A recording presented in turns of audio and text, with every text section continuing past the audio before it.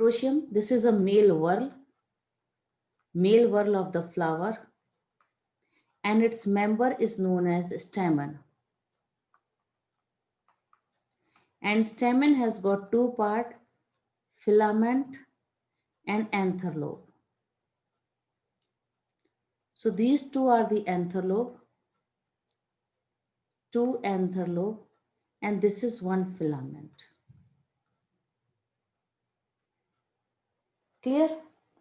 Now how the filaments are attached to the anther lobe. Check my diagram once again. These are the two anther lobes, and I'll use this color for filament. Check. The filaments are found here. Now in the second, check carefully.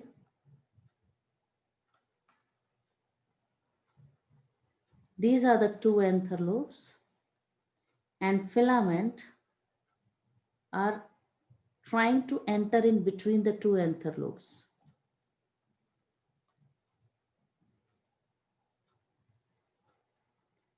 Two anther lobes, and filament is found at the dorsal side of the anther lobe.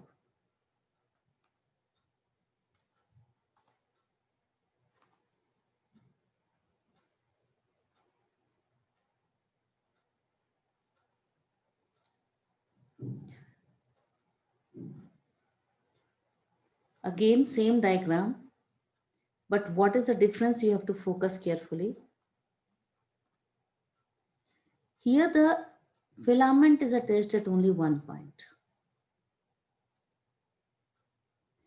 This third diagram, filament is actually, see carefully, filament is occupying this much area. Okay. So this type is known as filament is attached to the base, so we say basifixed. Filament is present in between the two anther lobe, we say adnate. It is on the dorsal side, we say dorsifixed. And it is attached at only one point, then we say it is versatile. And please remember, this versatile topic we'll be studying in the 12th class with respect to anemophily. Versatile stamen are necessary for anemophily. Okay, now let me give you the example. For adnate, example is your, sorry, for basifixed. Basifixed is your example is your mustard, datura, and radish. For adnate, example is your magnolia. For dorsifixed, example is your, you can say family Malvaceae. So passion flower means your example is from your family Malvaceae. Another example you can remember is your China rose. Versatile, it is seen by the grass family. It will be shown by the grass family. Is it clear? So these are the attachment of the filament to the anther lobes. Now see cohesion of stamen. When the floral parts of similar whorl are fused, floral part of similar whorl,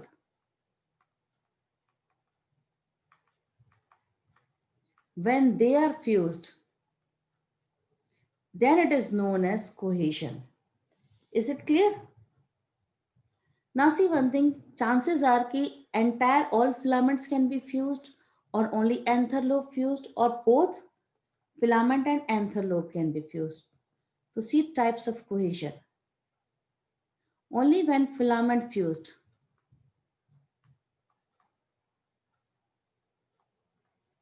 Then first of all, this type of cohesion is known as Adelphi. And when anther lobes only fused, anther lobes only fused. Okay, then this type of cohesion is known as synangiosis.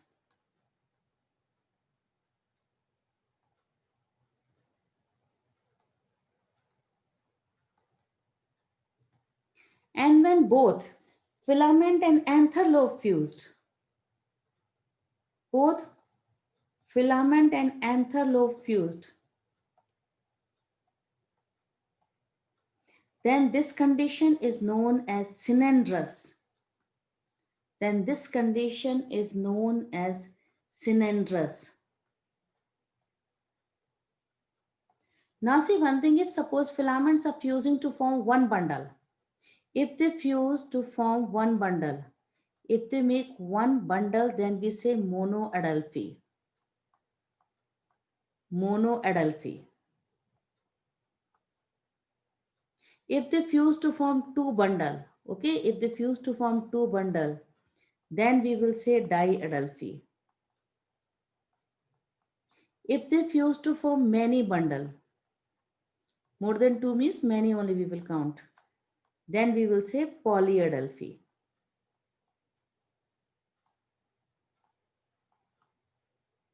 Now see the examples. Monoadelphy example is the China rose. Diadelphy example is pea plant. Polyadelphy example is citrus. When anther lobes are fusing, this is the best example you can see in the sunflower family, Compositae family.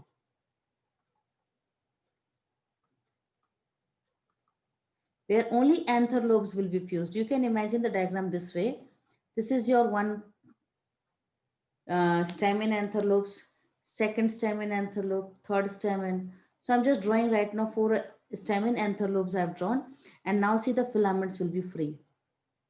The filaments are free and only anther lobes are fused. Is it clear? Now synandrous example is your Cucurbitaceae family. Example is Cucurbitaceae family.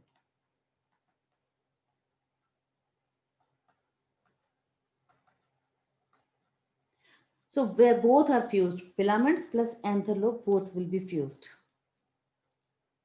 Now see, just like cohesion, stamen will also show adhesion.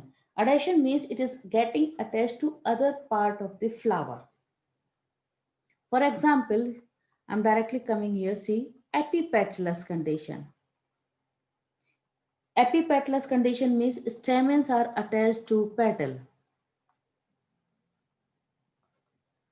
They are attached to petal.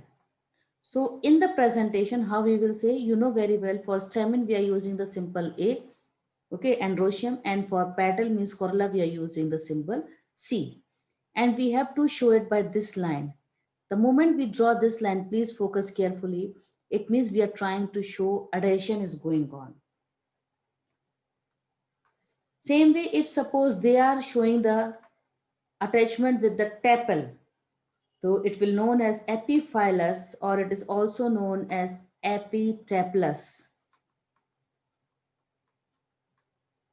This term is given in your NCERT in the androecium area, and this term is given in the family Liliaceae. You can go and check there in the family Liliaceae, they have used the word epitepalous. The stamens are attached to tepals.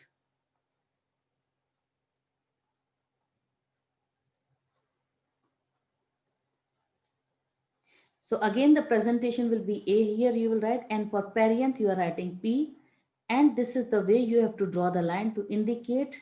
The line will only indicate it is epiphyllous condition or it is epitepalous condition. Is it clear? Now the example of epiphyllous condition is your family Solanaceae. Solanaceae family, which we are having in our NCERT.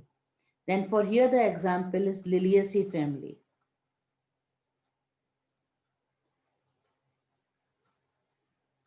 See length of the stamen. See one thing. This is your stalk of the flower, and this is the thalamus. Okay. So you are finding 4 stamens will be there. Inner 2 will be long. Let me draw the inner 2. These 2 are long.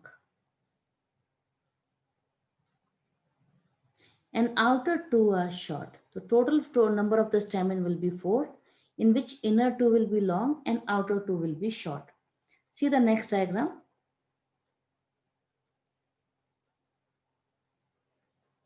Here you are finding inner 4 are long.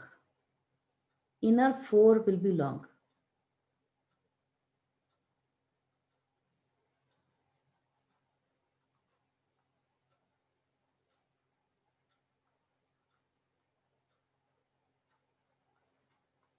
And outer 2 will be short. So basically we have to see how many inner are long. Here if you see inner 4 are long, then we say this condition is known as tetradynamous. Tetradynamous.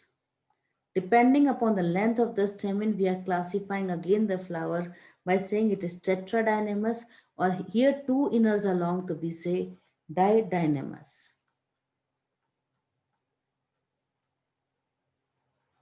Is it clear? Tetradynamous or didynamous depending upon the number of the stamen which are long. If they are 4 long, then we say tetradynamous. If 2 long, then we will say didynamous. 2 outer will always be short. Now, didynamous condition is seen in Tulsi plant. Okay, it is seen in Tulsi plant. And tetradynamous condition is seen in the mustard and in the radish.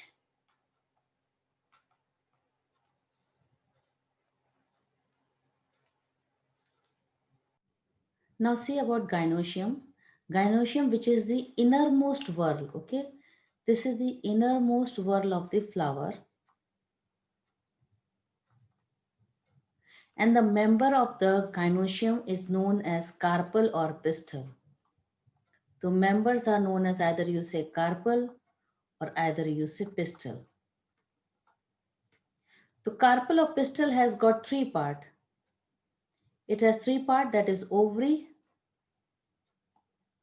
style, and stigma. So this is ovary, swollen portion. Then this long stalk is known as a style. And then tip again becoming flat. This is known as stigma. Is it clear, beta? So this is ovary leveling. This is style. And this tip is known as stigma. Now inside the ovary, ovules are present. Check the diagram. Inside the ovary, ovules are present. These are the ovules which are present. So ovary has, we will say ovary has ovule. So up to here concept is clear. Carpels can be 1. If it is having 1 carpel, then we will say monocarpal condition. We will write this way. 1 means monocarpellary. And if suppose carpels are many, then condition can be that they are free. Carpels are free. Okay. And if they are free, then we will say they are apocarpous. We will write this way. Suppose let us assume many carpels are there. But if suppose there are many and if they are not free, it means they are fused. Then we will say syncarpous. The syncarpous, we will represent it this way by drawing the bracket around it. The bracket indicates fusion. Is it clear? The syncarpous gynoecium or it is apocarpous gynoecium. The 2 types of carpels can be there. If suppose there are many, either they can be apocarpous or they can be syncarpous. Clear? Once again, let me just show you. If suppose I write this way only, then it is apocarpous. But if I write this way with the bracket around it, then this is known as syncarpous condition. And if suppose we write, suppose let us assume I'm drawing 2 carpels and syncarpous condition with line below. Below line indicate ovary is superior, which we have already studied. Ovary is superior. And if suppose we draw gynoecium with 2 carpels, syncarpous condition, we draw it this way. It means ovary is inferior.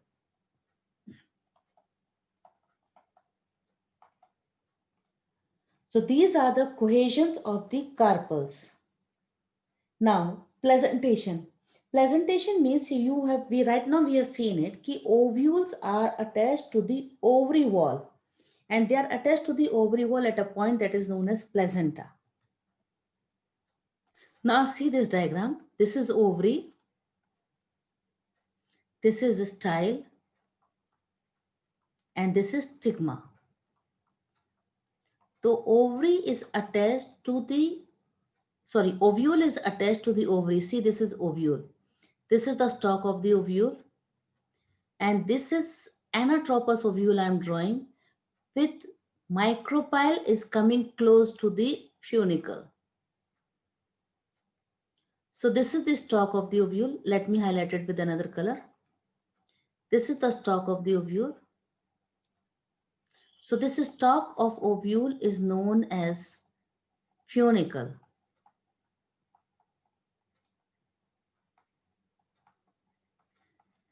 And these two are the integuments. These two are integuments. So I have drawn the ovule with bitegmic conditions.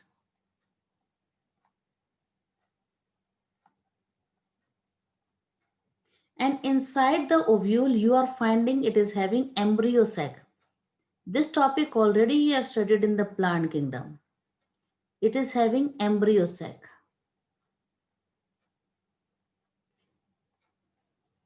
So ovary has ovule and ovule has embryo sac, which is the female gametophyte, where the double fertilization will be going on.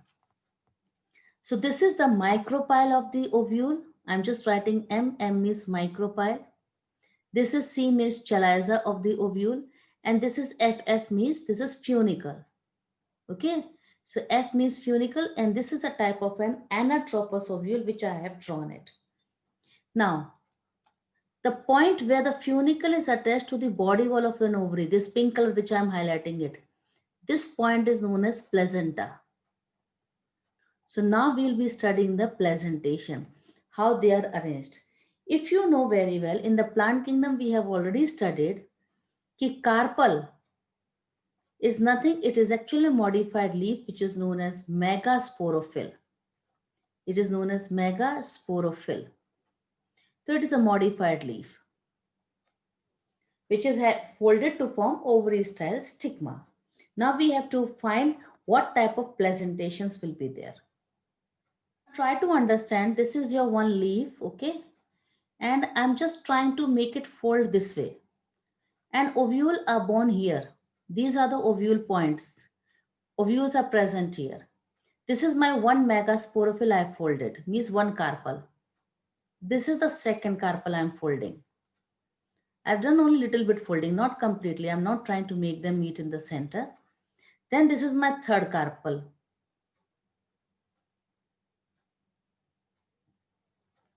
And same way, this is my fourth carpel. And this is my fifth carpel. Let us assume only, I'm just trying to explain you. And these are the ovules which are present.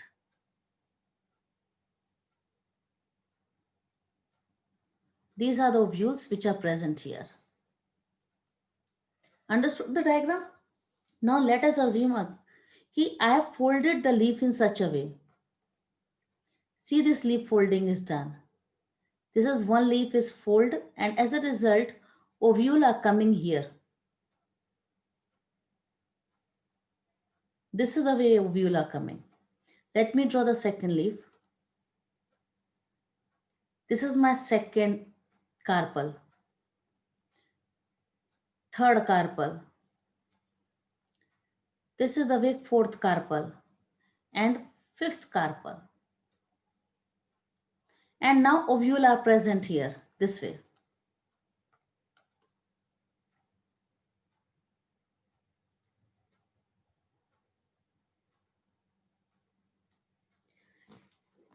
Okay, so in first diagram, if you see, ovules are present at the periphery.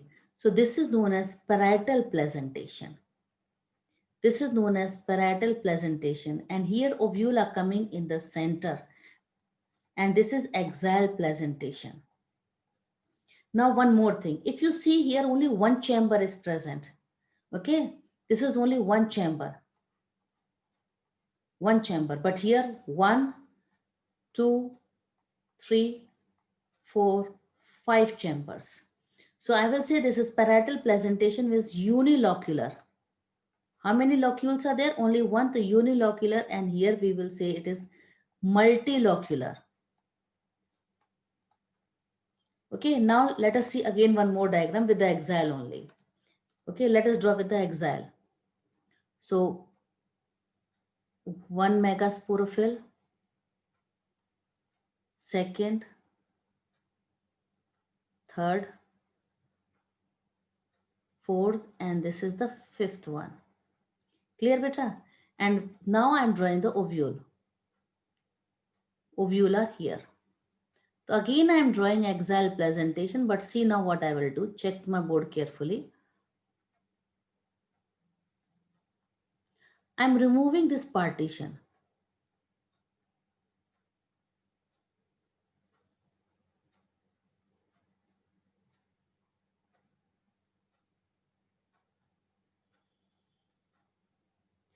This partition is removed. So as a result, you will find that they are present free in the center. So this is free central presentation. Free central presentation. And if you see how many chambers only, you will say only one chamber. This is only one chamber right now. Okay. You will say only one chamber. This is one chamber. So you will say it is unilocular. So till now, three types of presentation: your parietal presentation, axile presentation, and precentral. Now let me give you the examples of all this. If you know axile presentation, best example of axile presentation you can remember lady finger. If you see the lady finger, it's a pentacarpellary syncarpus. 5 locules are present. The example is your lady finger. You can write. Okay, let me give you the example. This is lady finger. Then China rose also, lemon, tomato. These are the few examples of the axile presentation. Parietal presentation, for this you can remember the cucumber. Okay, cucumber you can remember with the tricarpellary syncarpus condition. Mustard also, and argemone also.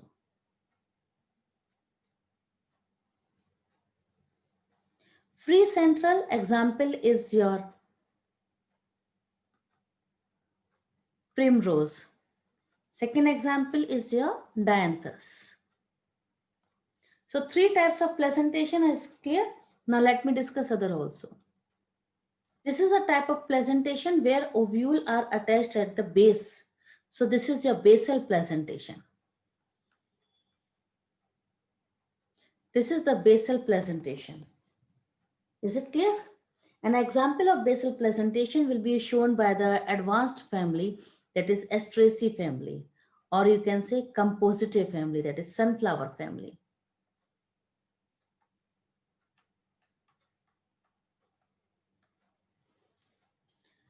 Now try to understand another example. Let us assume this is your one leaf. Okay, this is one leaf.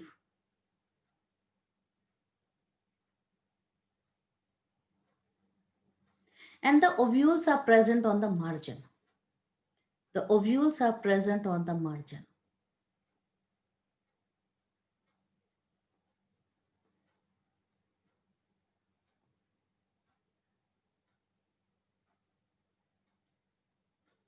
So this is your marginal presentation which you see in the pea plant. Okay, this is marginal presentation. And it is shown by the member of the family Fabaceae, pea plant. Is it clear? The floral whorls of the flower topic might be clear to you. Okay, thanks for watching.